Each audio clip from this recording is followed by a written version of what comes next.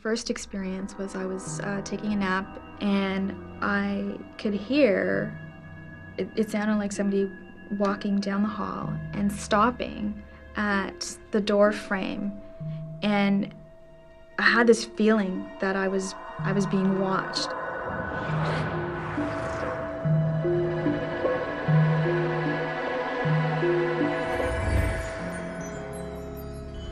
He just slowly turned his head towards me, gave me that look that you knew, how dare you, and kind of like got up and just vanished into the air. And I'll never forget that.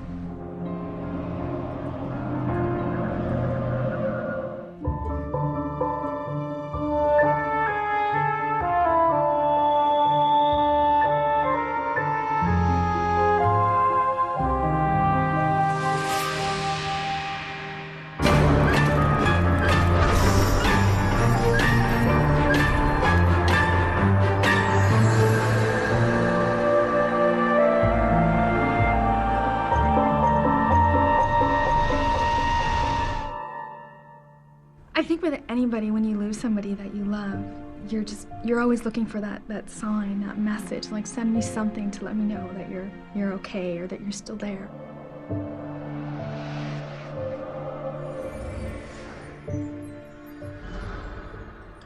Family traits. Sometimes you get height, sometimes you get dark hair.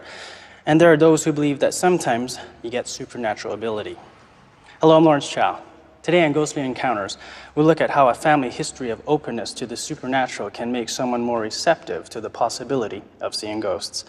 Belief in spiritual contact is common to any number of religions and cultures. These beliefs help many to find meaning in otherwise inexplicable situations. And families that embrace these beliefs often pass them on to the next generation. Jay Wheatley's spiritual beliefs comforted her when she moved into a haunted apartment. But more profoundly, her beliefs have helped her deal with the early loss of her mother. I lost my mom in a car accident when I was 16. It was my request that we take some of the ashes and we put them at, in a burial plot so I could have some place to visit. I just really felt like I needed a place to go to talk to her. I know with my experience, I had this overwhelming, feeling that I didn't know if she was okay, and that was just consuming me. Is she okay? Is she in a safe place? Is she all right? And I didn't know that, and that scared me, that she wasn't taken care of or that she was alone. To me, the idea that you live on, or your spirit lives on, is just kind of, I guess, somewhat inherent with my upbringing. I'm half Scottish and I'm half Ojibwe. My Scottish side, I think, is very superstitious, and my Ojibwe side, it is a common belief that after we die, that a spirit horse comes to take us to bring us on our journey into the afterlife. I do believe that we are going on another journey and we're going somewhere else. We're simply not dying and just gone.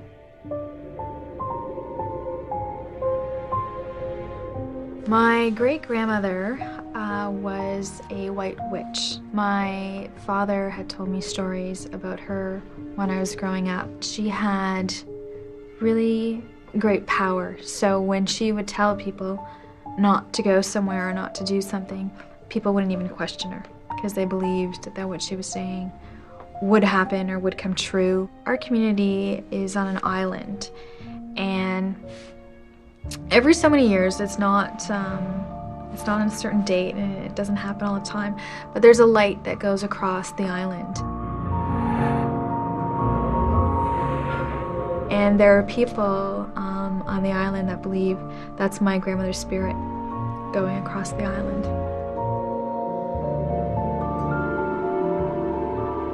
In September of 2000, I moved into a house. It was actually an old house, 80 years old. I moved in with my boyfriend, and I started hearing noises. I'm a bit of a napper. I enjoy my afternoon naps when I can take them. And a couple times when I took naps, I felt like I was being watched. It sounded like there was somebody in the apartment. And then this feeling just started getting stronger and stronger. I'd be in my bed, I'd, either just be dozing off or actually asleep, and awake to the feeling like I'm being watched. And most often when you feel like you're being watched, you normally are being watched. It sounded like somebody walking down the hall and stopping at the door frame.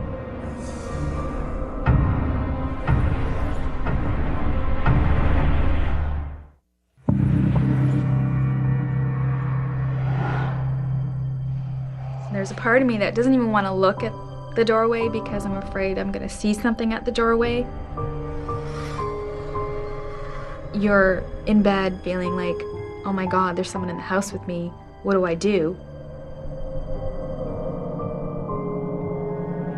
Physically, there's nobody there. And I said to my boyfriend, I said, I don't know why. I said, but I think there's more than one ghost. It feels like there's two of them there, and I think there's a man and a woman. And the man's presence is very strong. It's like they're an older couple. I can't see them. I don't know what they're wearing, but there's a man and there's a woman behind him.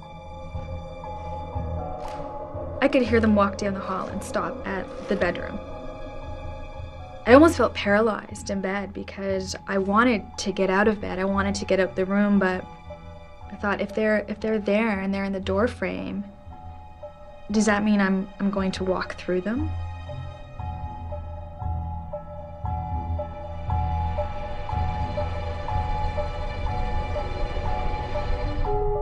It must have happened, I don't know, 6, 8 times where like they were in the room with me. My mom is still here. My mom is still with me, I believe. Her spirit is strong. I definitely feel her spirit.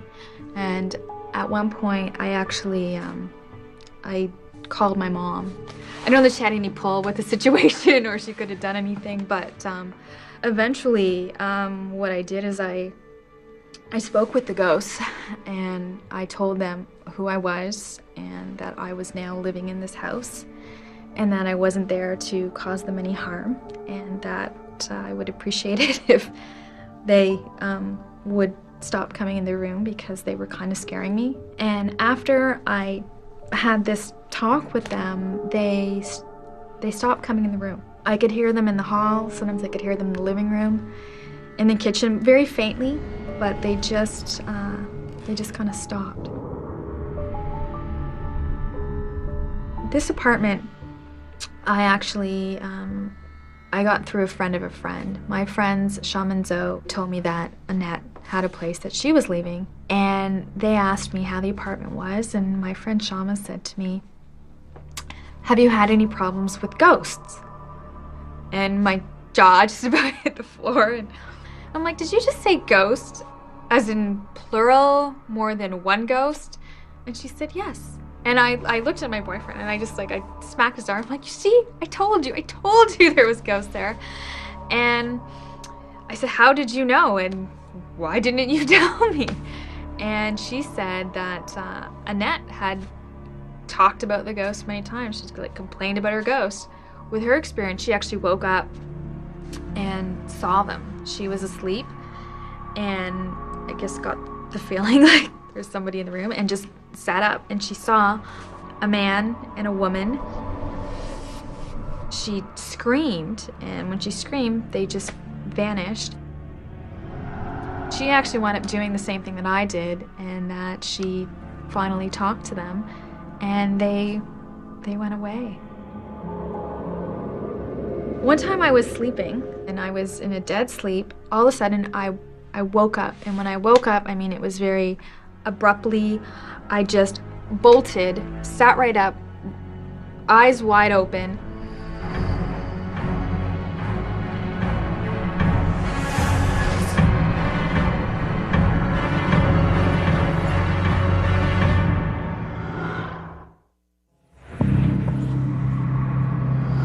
I felt as though there was somebody at the side of my bed. When I woke up so quickly, it's almost as though I startled whomever was there, and they They got up and they went out the room. And my heart is just racing, thinking, did this really happen? Am I still sleeping? And like, what's going on? I look down the hallway, and it's a very long hallway, and it's like I could see almost a black haze that just scooted down the hall and into the kitchen. I think it might have been a friend of mine. Just days before, I'd found out that a friend of mine had passed away. And I was upset when I heard it, and I was just thinking about him, for, I guess, a couple days. I don't know, maybe he knew that I was thinking of him, or maybe he wanted to come and see me, or he was watching me, and I think he was quite shocked that I woke up.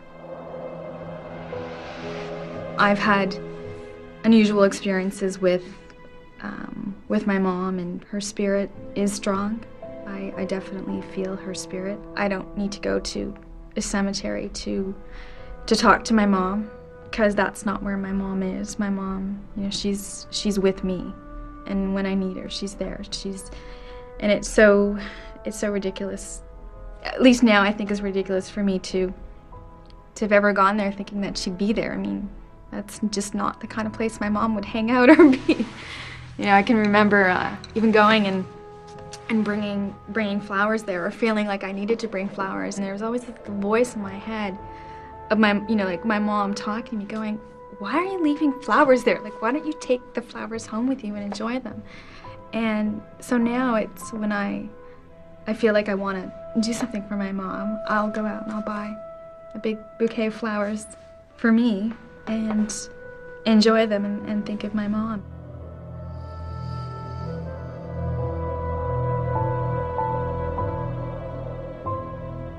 Jay shows a remarkable openness to what she considers a very active spiritual world. She is lucky to feel she has an ongoing relationship with her dead mother. She accepts it as a very real part of her life. This may be partly due to her family heritage. She's Scottish and Ojibwa, and both cultures are open to the supernatural. Jay's ghostly encounters show us that for believers, the living might have some control over spectral intruders. Jay's mother may have helped her find that control. Perhaps that's how Jay found the confidence to speak directly to the ghosts. She told them to leave her alone, and she believes they did. It was around 6:30, 7 o'clock, and I remember I had to grab something from the kitchen in the basement. And I'm just walking down, and I don't know why I did it. I never do it. I just turned to the right. Not too many feet away, there's a sofa that we have. And as I looked towards the sofa, there was a gentleman, at that time I didn't know who it was, sitting on the sofa in a black top hat and a black suit. You're in a different realm. You know you're there, but you're not there. I mean, somebody came up to me, and I never had these experiences. I'm gonna think, okay, this one's not dealing with a full deck. Like Jay, Deborah Otto comes from a family background of supernatural beliefs. Deborah's close-knit Portuguese family helped prepare her for an active belief in the spiritual world. Yet when Deborah finally had the personal encounter she'd longed for, she was caught off guard.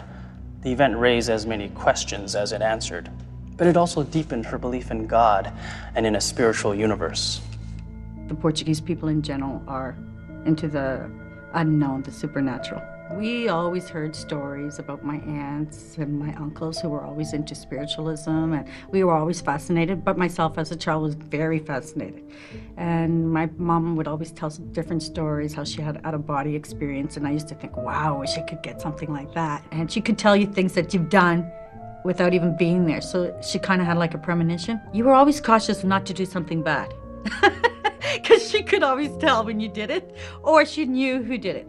Like, you couldn't lie to her. I always used to be envious. Like, how come they get to see something, or how come they get to feel something, and I don't? And then as you grow up, and then it does happen to you, I'm kind of glad it did happen the way it did, because I don't think I would be able to understand it or know what to do as a kid. It was July. I'm not sure what day, but I just remember it being a beautiful summer day. And my whole family had gone to the conference at the church. And I decided I'm going to cook because I love to cook, and I was going to have everything ready for when they came home. And I remember I had to grab something from the kitchen in the basement. So as I'm just walking down from one kitchen to the other kitchen,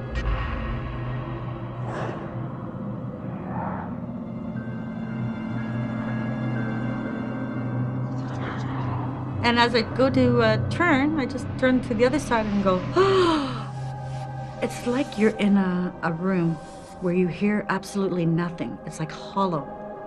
And you're frozen and you can't move. Just the two of you. And there's no one else. There's no one else in the world. It's just the two of you.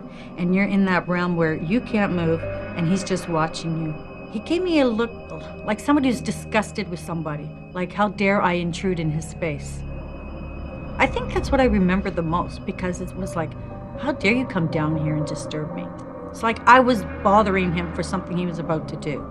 It's like I really came into his territory, unwanted. And then once he vanished, then I was able to move. I was able to go, whew, is this for real? Did I just imagine this or what?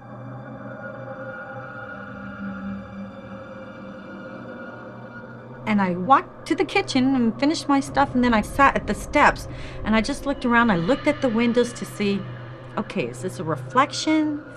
Is this my imagination? Did I really see this? I was actually trying to figure out if this was just something my eyes wanted to see or is really happening. And then it slowly hits you.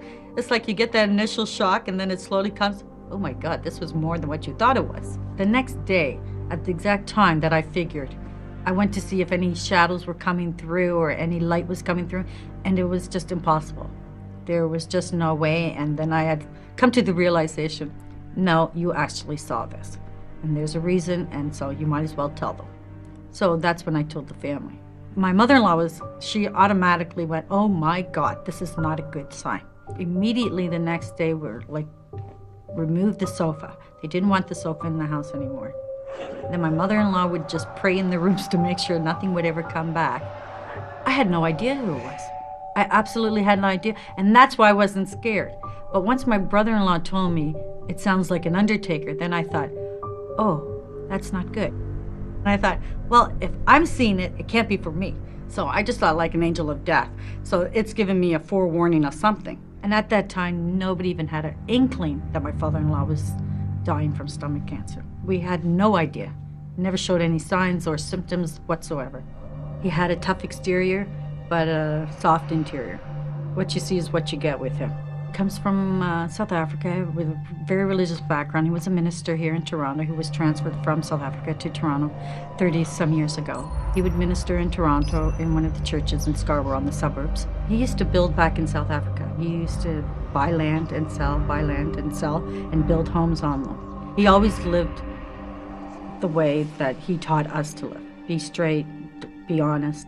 When he was diagnosed with cancer, I asked my cook. She deals with this kind of spiritualism, and she had a friend who was a doctor in this. I asked her, call her up and ask her, what does she think? Will he pass away from this, or is there any hope at the end of the tunnel? This lady in Portugal has no idea who my father-in-law is, never met him. We didn't send a picture, absolutely nothing. And she returned with a message saying he was a minister and he was supposed to die a year earlier. But through some divine intervention, he was spared a year. My father-in-law also built a church in Jamaica. And when he had gone to Jamaica, that same year that I saw that ghost, he was knifed in a bus by 3 guys. Going to the bank one day, banking the church's money. They cut his pouch and they cut his neck underneath the chin. He survived that one. They just took his money and left. But if you put them all together, you make the connections. Because this lady in Portugal who doesn't know my father-in-law says he was supposed to die a year earlier. I see the undertaker that year, and then by some intervention of grace, he gets a year extra, and then the year later he passes away.